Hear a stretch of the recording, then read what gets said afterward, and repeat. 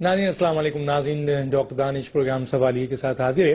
ناظرین آج ہماری کچھ گفتگو جو ہے وہ اس طریقے سے ہے کہ دو پاکستان کے اہم ادارے، ایک آرمی اور دوسرا جوڈیشری، اس کے دونوں چیف کا فیصلہ ہو گیا. ایک چیف نے تو ہینڈ اوور کر دیا ہے نئے چیف کو، اور جو آرمی چیف ہیں ان کا فیصلہ ہونے کے بعد اب نوٹیفیکیشن بھی جاری ہو گیا ہے چیف جسٹس آف پاکستان کے لیے کہ آنے والے 12 تاریخ کو ایک نئے چیف اپنا حل لے لیں گے.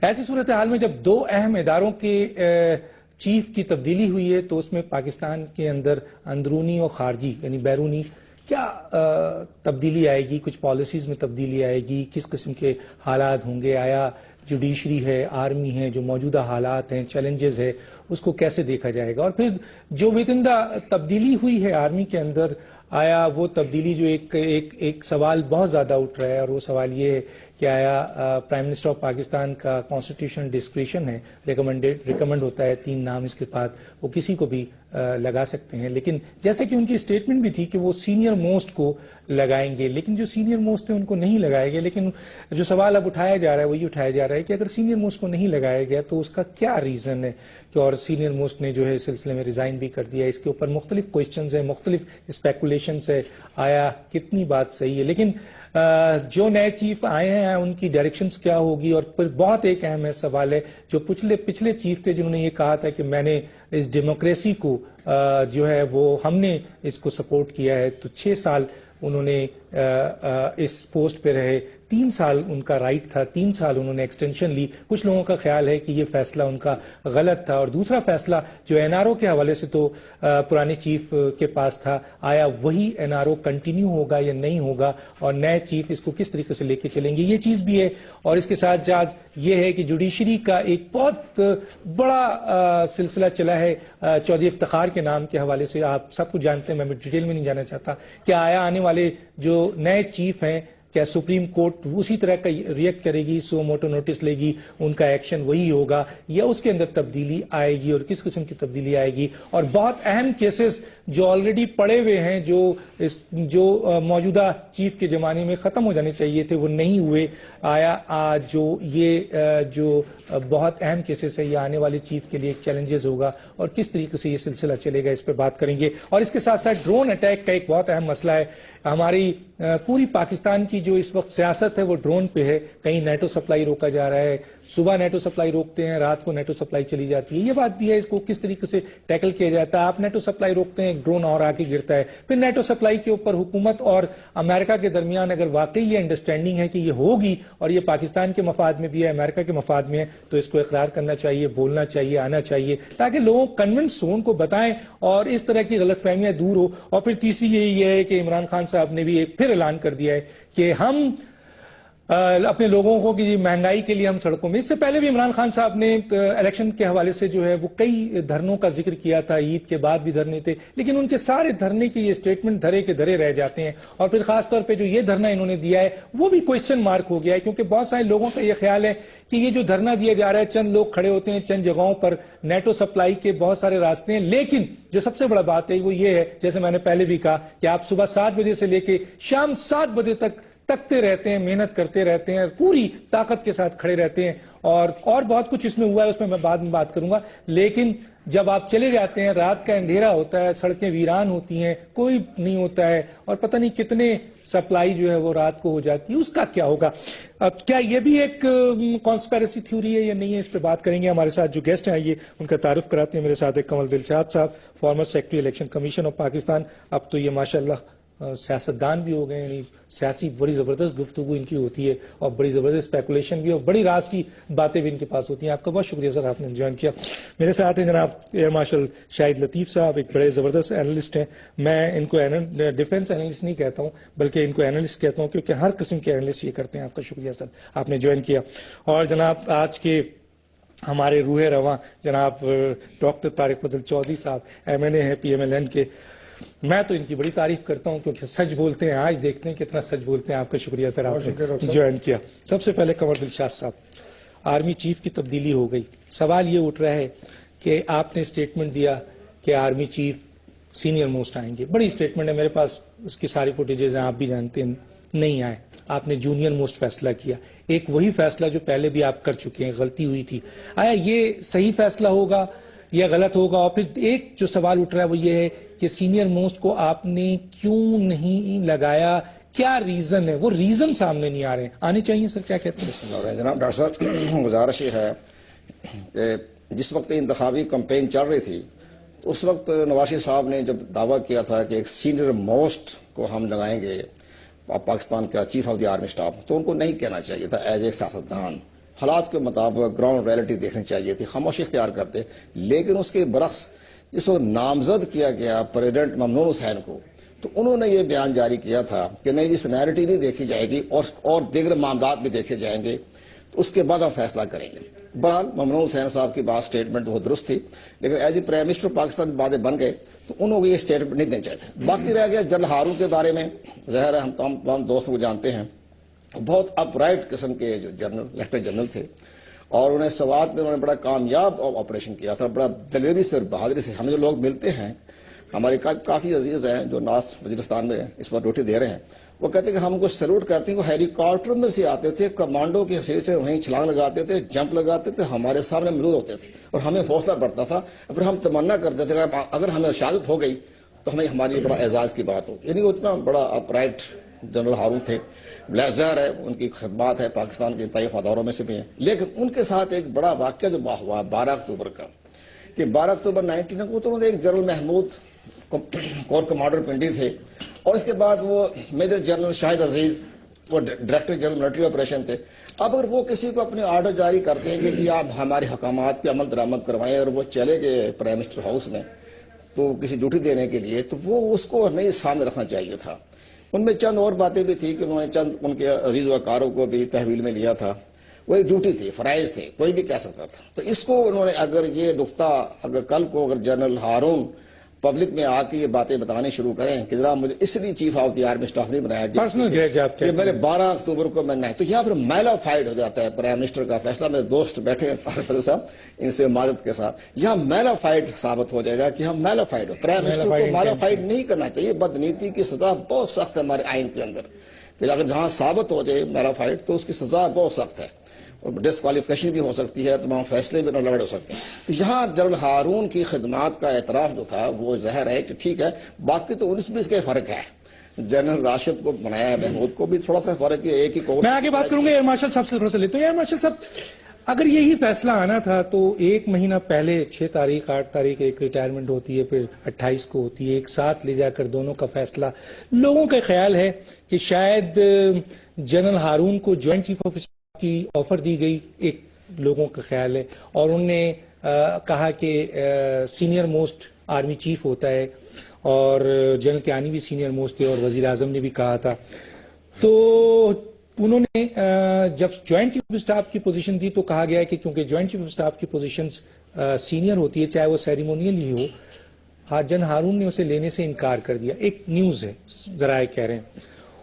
اس کے بعد جو جنرل راشد تھے ان کو جو آرمی چیف بننا تھا, جب جنرل ہارون نے معذرت کر لی تو پھر سینئر موسٹ جنرل راشد بن گئے, جس کی بنیاد پر ان کو اس پوسٹ کو جانا پڑا جو کہ جوائنٹ چیف آف اسٹاف کی پوسٹ تھی. اور پھر اس طریقے سے تیسرا جو جنرل راشد راحیل کہیں منظر عام پہ نہیں تھے, ان کو آرمی چیف بننا پڑا. کیسے دیکھتے ہیں اس کو آپ؟ دیکھیں, میرے علم میں یہ بات نہیں ہے جو آپ کر رہے ہیں. میری ابھی تک ڈائریکٹ ان سے سلسلے میں بات نہیں ہوئی, لہٰذا اس پہ تو میں کامنٹ نہیں کر سکتا کہ کیا ان کو آفر کیا گیا. میں نہیں سمجھتا, یہ میرا ذاتی اسیسمنٹ ہے.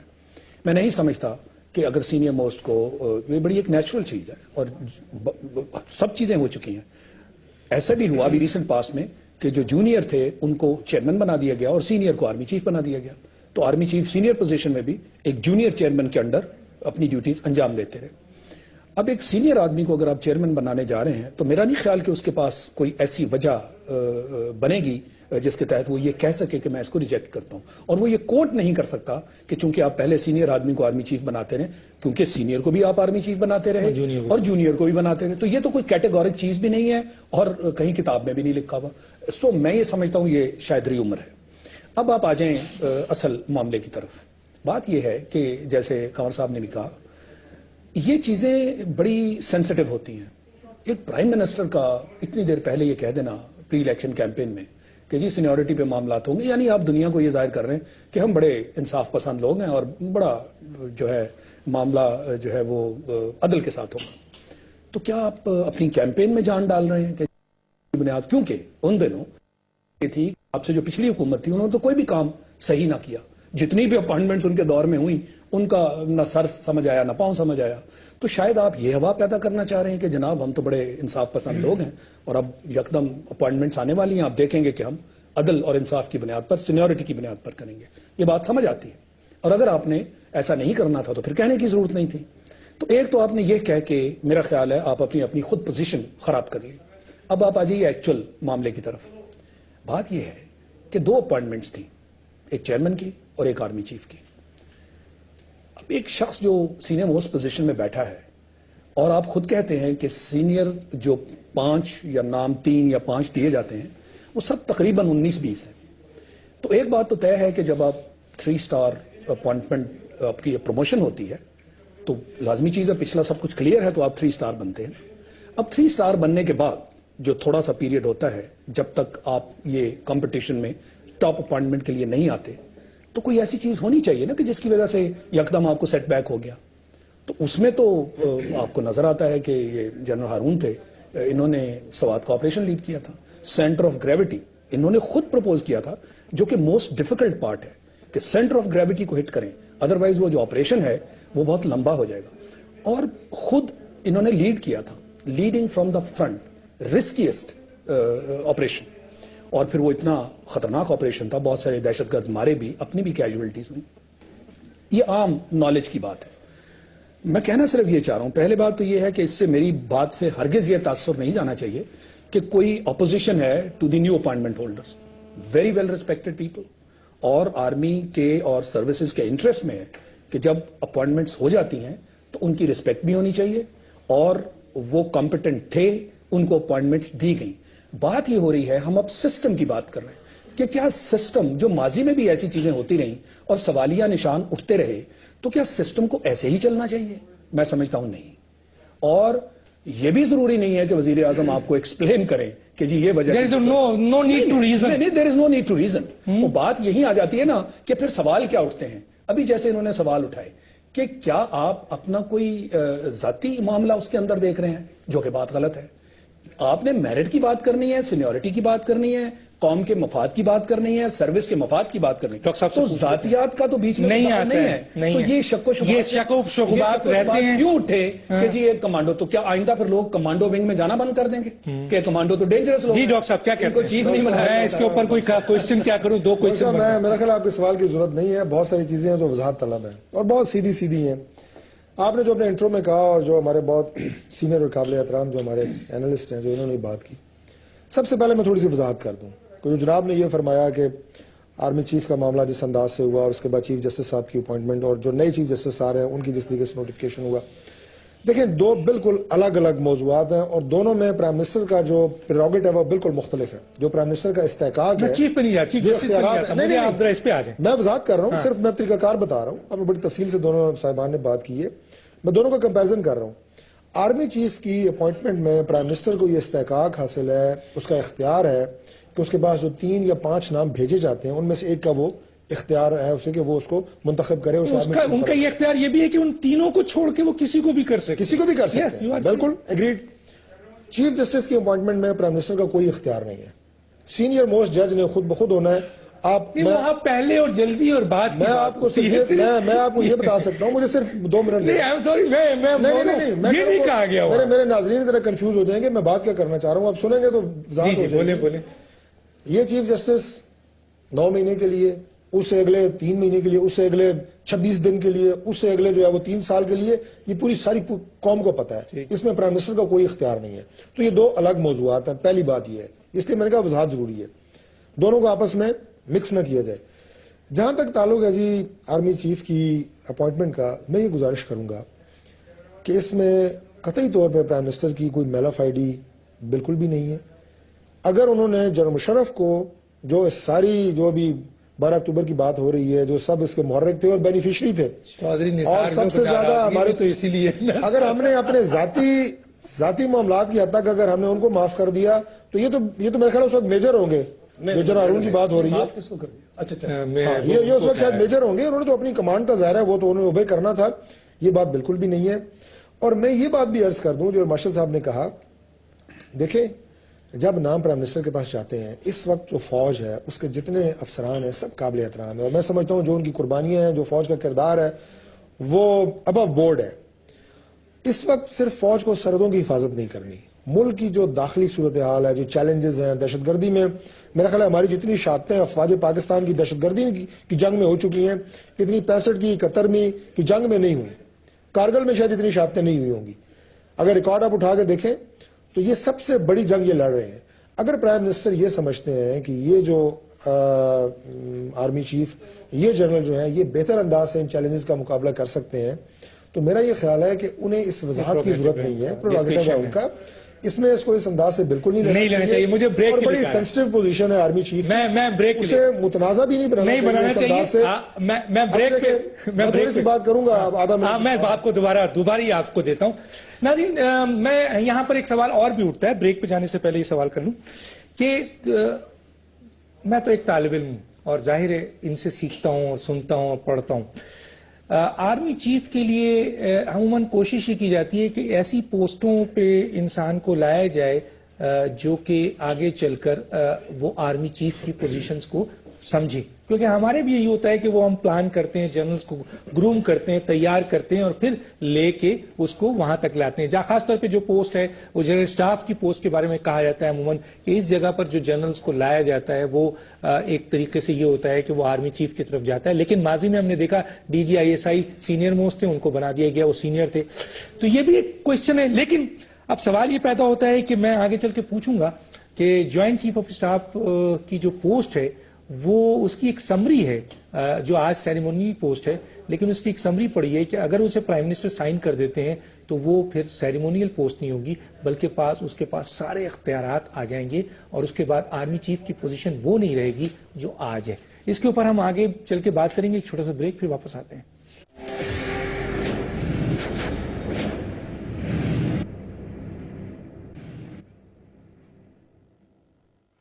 ویلکم بیک ناظرین. میں اگر آپ کہتے ہیں تو آپ سے اسٹارٹ کروں یا میں کنور صاحب کی طرف آ جاؤں؟ میں صرف ایک لاسٹ کمنٹ کرنا چاہ رہا تھا کیونکہ آپ نے صرف ڈیلے کا بتائیں مجھے، صرف ڈیلے کا. نہیں، ڈیلے تو کوئی بھی نہیں ہے. میں نہیں سمجھتا کہ ایک سیکنڈ کے لیے بھی دونوں پوسٹوں کو بالکل آخری میں لے جا کر آپ نے اناؤنس کیا، اس پر لوگوں نے سوال کیا. بات یہ ہے کہ کوئی اگر بیچ میں ہو نا کوئی ویکیوم رہا ہو کہ آرمی چیف ریٹائر ہو گئے اور دوسرے کا انتخاب نہیں ہوا تو پھر آپ سوال اٹھا سکتے ہیں. ان کی ریٹائرمنٹ سے پہلے اگر یہ میرا خیال اعلان ہو گیا، لیکن میں صرف ایک آخری کمنٹ کرنا چاہ رہا ہوں، then you can proceed، کہ جب آپ کے ساتھ 3-4 یا جیسے میں نے کہا کہ پرائم منسٹر کا پروگریٹو ہوتا ہے، ان کے سامنے 3-4 نام چاہتے ہیں، کسی ایک کا انتخاب دوسروں کے اوپر عدم اعتماد نہیں ہوتا. اس کو اس انداز سے نہیں لینا چاہیے کہ ایک کا انتخاب ہو گیا ہے، دوسرے خدا نہ خواستہ نااہل ہیں، کمزور ہیں یا کسی وجہ سے نہیں. لیکن ڈاکٹر صاحب میں آپ سے اگر یہ پوچھوں کہ جناب کے ماشاءاللہ اگر 3 بچے ہیں، کون سا آپ کو زیادہ اچھا لگتا ہے، مشکل ہو جائے گا جواب دینا. ریزن دوں گا تو اگر یہ بچہ میرے ساتھ زیادہ رہتا ہے، اچھا لگتا ہے، وہ بچہ دور رہتا ہے، لیکن سب اچھے لگتے ہیں، مشکل ہوتا ہے. تو ایک کا انتخاب دوسروں کا اعتماد نہیں ہوتا. یہ بات آپ نے کر دی. میں سر آتا ہوں آپ سے. ایک جو سوال تھا وہ یہ تھا کہ جی کیا کل اگر فرض کیجئے جوائنٹ چیف آف اسٹاف کی جو سیریمونیل پوسٹ ہے، جس کے بارے میں میں نے کہا کہ ایک بہت اہم ذرائع سے ہمارے پاس نیوز ہے کہ اس کی سمری موجود ہے، اگر وہ سائن پرائم منسٹر کر دیتے ہیں تو پھر جو جوائنٹ چیف آف اسٹاف کی جو پوزیشن ہے وہ بہت اسٹرانگ ہو جائے گی، کیونکہ ان کے پاس فائنینشیل پاور بھی ہو جائے گا، ٹرانسفر پوسٹنگ بھی جائے گی، ساری انٹر سروسز وہ اس کے کنٹرول میں آ جائے گا. پھر آرمی چیف کی پوسٹ جو ہے وہ سیریمونیل ہو جائے گی. تو اگر ایسا ہوا تو ایک جو جنرل کانسیپٹ تھا کہ جی موجودہ حکومت جو ہے وہ جنرل راشد صاحب کو لانا چاہتی تھی، اور جیسے میں نے کہا کہ ایک ذرائع نے کہا کہ سینئر موسٹ کے جانے کے بعد وہ ایک دم اس پوسٹ کی طرف آگئے، تو پھر کیا ہوگا؟ ڈاکٹر صاحب پہلے اہم بات یہ کہتا ہوں، جیسے بتایا نا ڈاکٹر طارق صاحب نے کہ ٹھیک ہے اپائنٹمنٹ ہو گئی، اچھی بات ہے، دونوں جو ہے اچھی شخصیات ہیں. لیکن اب مجھے حیران کہ پہلے میں آپ کا سوال ایک منٹ پہلے اس کا جواب دے دیتا ہوں. اب یہ جنرل ہارون اسلم کے خلاف جو ہے ایک خاص مخصوص لابی ہے، مخصوص اخبارات میں یہ کردار کشی کر رہے ہیں کہ جو وہ لابنگ کر رہے تھے، وہ سفارشیں کروا رہے تھے. تو یہ چیز نہیں ہونی چاہیے. وہ ایسی شخصیت نہیں ہے کہ وہ سفارشیں کروائے. میں جانتا ہوں ہمارے وہ فیملی ممبر ہیں، تقریباً 15 سال سے ہمارے تعلقات ہیں. ایک بات چلے ختم بات ہوگی. اب آئیے آپ چیف آف کی جو آپ بتا رہے سمری بھیجیے. یہ سمری یہ ایک نئی نہیں ہے. یہ مجھے جنرل احسان الحق جب تھے اس کے، ان کے زمانے میں بھی یہ موو ہوئی تھی. ان کی بھی یہ خواہش تو نہیں تھی، لیکن ان کے زمانے میں بھی ہوتا. ان کے پاس جو امریکن یا برٹش جو جرنیل آتے تھے تو وہ کہتے تھے آپ کے پاس اختیار ہی کوئی نہیں ہے، آپ تو بس سلوٹ لیں 23 مارچ کو یا 14 اگست کو، اس کے بعد تو کام ہی کوئی نہیں ہے.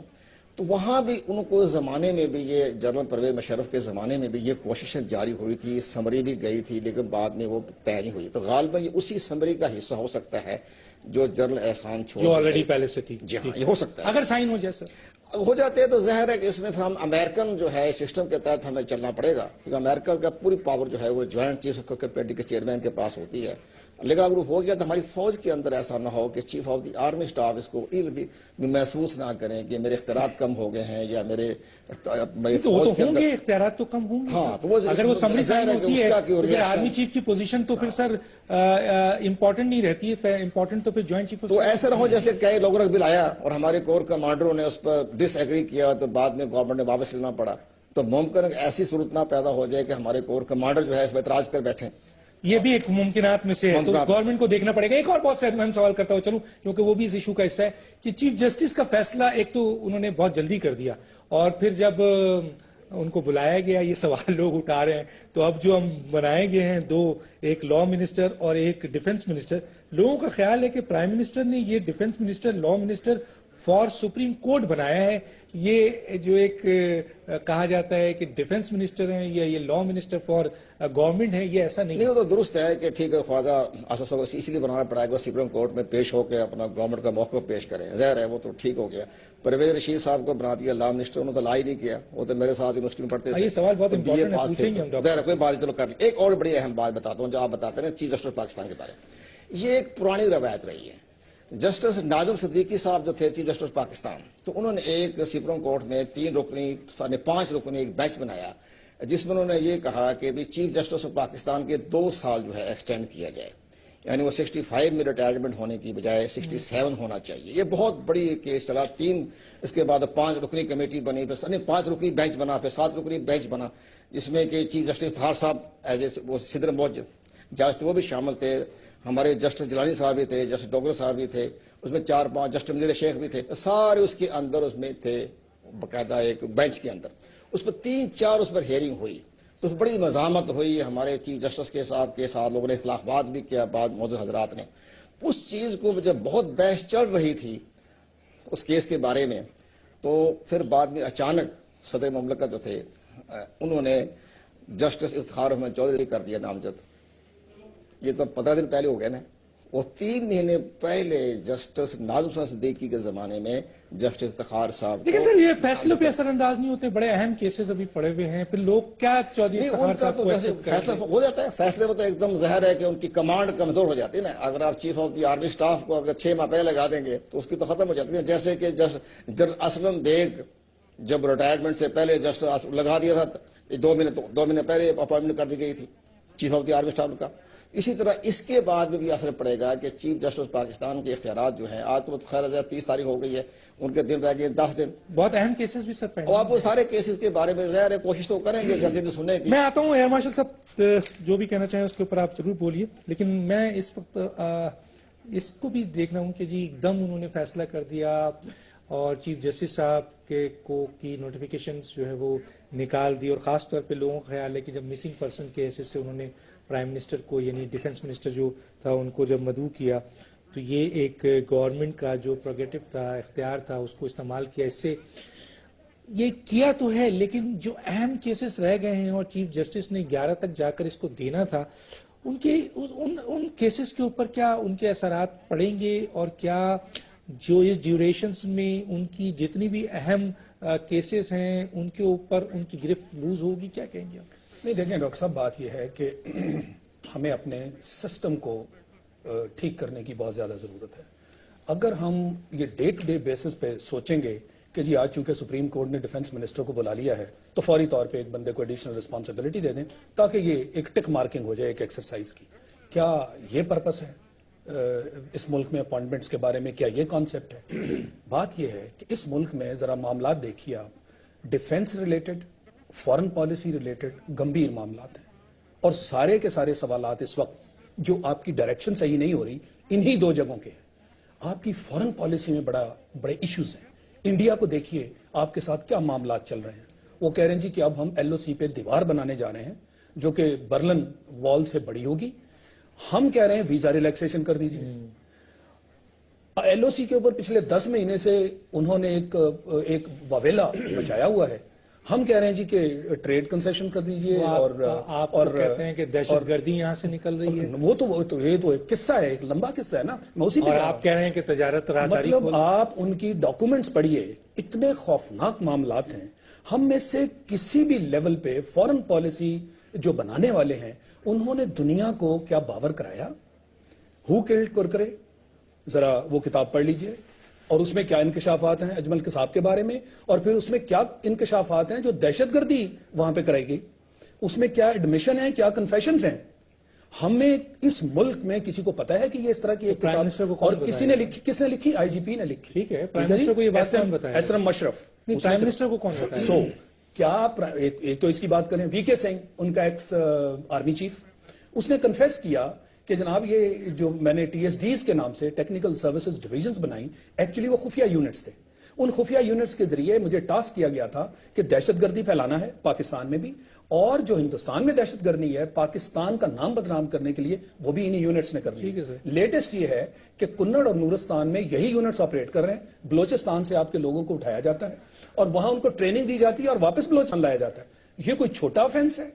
پھر ان کے آپ دیکھیے وہ ستیش ورما جس نے ایپیکس کورٹ میں لے جا کے ایفیڈیوٹ سبمٹ کر دیا اور کہا کہ سمجھوتا ایکسپریس اور یہ جو آپ کا پارلیمنٹ کا اٹیک ہے، بامبے کا اٹیک ہے، یہ تو کیا ہی نہیں. اور وہ انٹیلیجنس کے لوگ ہیں، صحیح سر، اور بڑے ذمہ دار ہیں. کمزوری کا میرا مسئلہ یہ ہے، کمزوری یہ آ گئی نا جی، کہ اگر آپ کی فارن پالیسی ٹیم ایکٹیو ہو اور یہ ان کو پک کرے، یہ کریڈیبل چیزیں ہیں، یہ کوئی ہیر سے نہیں. سر ایک ایڈوائزر تو خارجہ ہے، نہیں ایڈوائزر اس کو سر انٹیریئر منسٹر کے بیانات کو ریکویسٹ یہ کرنا چاہ رہا ہوں. پرائم منسٹر جو ہے وہ دونوں کے پوائنٹ آف ویو کو آئیدر کون صحیح کہہ رہا ہے کون نہیں کر رہا ہے وہ نہیں کر رہے ہیں. سو ڈاکٹر صاحب میں آپ سے ریکویسٹ یہ کرنا چاہ رہا ہوں، جو آپ نے بات کی، I'm sorry میں اس کا شاید ڈائریکٹ جواب نہیں دے رہا، مگر میری بات میں اس کا جواب ہے کہ آپ ڈے ٹو ڈے بیسس پہ اتنی بڑی بڑی چیزوں کو ڈیل کر رہے ہیں کہ ڈیفنس منسٹر تو نہیں ہے مگر سپریم کورٹ کے لیے چند دن کے لیے ایک ڈیفنس منسٹر کو ٹک مارک کر دیا جائے.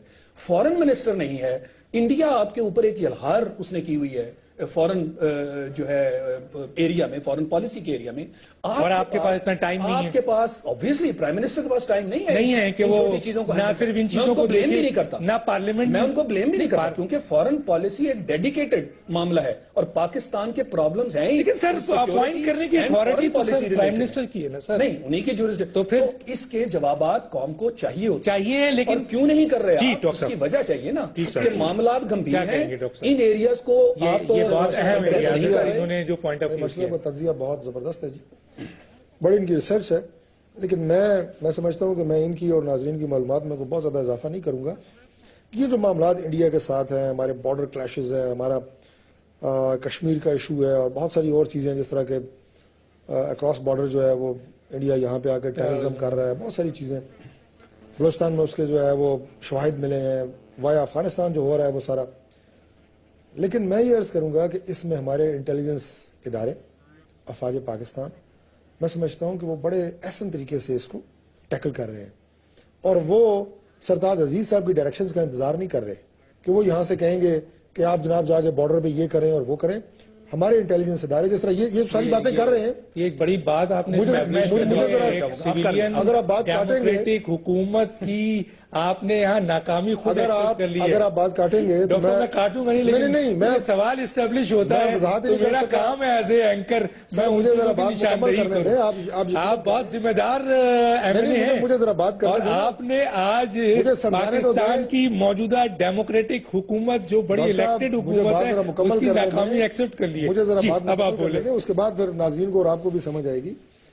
بات یہ ہے کہ جو کام ہے انٹیلیجنس کے اداروں کے، اب یہاں پہ اگر تخریب کاری کر رہا ہے انڈیا تو میں نہیں سمجھتا کہ وہ انڈین فارن مشن. میری بات ذرا ڈاکٹر صاحب پلیز میں آپ سے 2 منٹ مانگتا ہوں صرف, کوئی سمجھ نہیں آ رہی نا میں کیا کہہ رہا ہوں اور ناظرین کے ان کا کام انفارمیشن دینا, وہ تو دے دیا سر.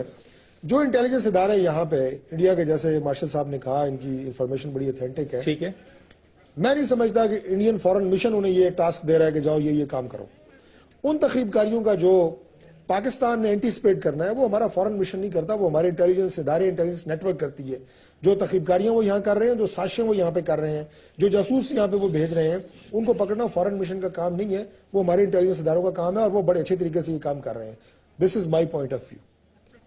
اب جہاں تک فارن پالیسی کا تعلق ہے, یقیناً وہ ہماری فارن منسٹری بناتی ہے اور وہ میں سمجھتا ہوں کہ آج کل کے دور میں, جو آج کا دور ہے الحمدللہ, اس میں جتنے انڈیپینڈنٹ طریقے سے پاکستان کی خارجہ پالیسی اس وقت بن رہی ہے, سیکیورٹی پالیسی, اور میں صرف پوچھوں گا سر, میں نے 2 منٹ مانگے آپ سے. پہلی دفعہ جس طرح پاکستان کی تمام پولیٹیکل پارٹیز بیٹھی ہیں APC میں, بہت یہ ٹاپک پٹ چکا ہے, میں اس میں بہت بات نہیں کروں گا, سیکیورٹی ایشوز کے حوالے سے بات ہوئی, سیکیورٹی پالیسی کی فارمیشن کے حوالے سے بات ہوئی. یہ کلچر بھی پاکستان میں پہلی دفعہ بنا ہے کہ آپ حکومت بھی بیٹھی ہے, اپوزیشن بھی بیٹھی ہے اور آپ سیکیورٹی ایشوز کو ڈسکس کر رہے ہیں. اور آپ اپوزیشن کی میگنینیمٹی دیکھیں کہ انہوں نے اپنے تمام اختلافات کو بلا کے یہ کہا کہ ان اہم قومی ایشوز کے اوپر ہم حکومت کے ساتھ ہیں. عمران خان کا ٹکر چل رہا ہے, آپ کو پتا ہے انہوں نے کیا کہا ہے؟ انہوں نے کہا ہے کہ جی APC کے اندر جو ڈیسیجنز ہوئے تھے وار اینڈ ٹیرر کے حوالے سے, حکومت اس پر عمل درآمد کیوں نہیں کر رہی؟ اتنا بڑا اپوزیشن. دیکھیں ڈاکٹر صاحب, جو اس کے بعد ایپیسوڈز ہوئے ہیں, جو اس کے بعد واقعات پیدر پہ ہوئے ہیں, جو قیمتی انسانی جانوں کا نقصان ہوا ہے, افواج پاکستان کے میجر جنرل سمیت بہت سارے افسران اس کے بعد جن کی شہادتیں ہوئی ہیں, یہ سارے وہ واقعات ہیں جو APC میں اس وقت آپ اندازہ نہیں لگا رہے تھے کہ یہ ریسپانس ادھر سے آئے گا. عمران خان صاحب کی جو سٹیٹمنٹس ہیں قابل احترام ہیں, انہوں نے سروائیو تو کرنا ہے نا, زندہ رہنا ہے, انہوں نے اپوزیشن میں ظاہر ہے, وہ یہ بیان نہیں دیں گے تو کیسے سروائیو کریں گے, یہ ان کی مجبوری ہے. لیکن بہرحال میں سمجھتا ہوں کہ حکومت میں آپ کو بڑی سنجیدگی سے, بڑی پلاننگ سے اور بڑے طریقے سے چلنا پڑتا ہے, اور ہم الحمدللہ جس طریقے سے موو کر رہے ہیں.